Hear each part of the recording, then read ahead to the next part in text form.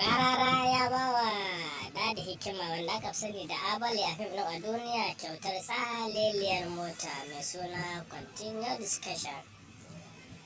Kuma Rarara ya ba da wannan kyautar motar ne sanadiyar kawo masa ziyara da suka yi su da 'yan tim ɗinsu na a duniya. Kuma Dadi Hikima ya yi matuƙar farin ciki da bashi wannan kyautar mota da Rarara ya yi. Mota dai sabuwa ce falleliya ya san kowa din wanda ya rasa. Dadi Hikima ya yi farin ciki sosai da kyautar wannan tsaleliyar mota da Rarara ya bashi. Kuma ya yi masa addu'o'i da dama na alkhairi saboda motar ta burge shi kuma mota ce ta zo a gani. Dadi Hikima ya yi matuƙar farin ciki da samun wannan kyauta da Rarara ya masa. Sanadiyar sun kai masa ziyara cikin ofishinsa, sun je sun kai masa ziyara cikin ofis ɗin nasa ne da su da 'yan tawagar tim ɗinsu na yau ɗin a duniya.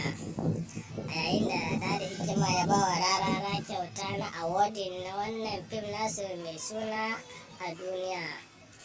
Kuma shi kansa Rara ya yi matuƙar farin cikin ba da wannan award ɗin da aka yi masa. Wannan dalilin ne ma ya sa ya ji daɗin kyautar ɗin award ɗin da aka masa, ya ba wa shi ɗaya daga cikin tawagar tim ɗin mai suna Dadi Hikima wanda jama'a suka fi sani da Abale kyautar wannan mota mai suna Continuous Discussion.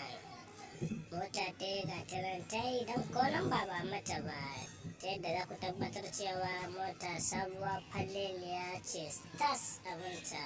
Ga wanda bai yi subscribe na wannan channel ba, yana suna Sharaɗi Hausa TV ya je ya gurguɗa mana subscribe.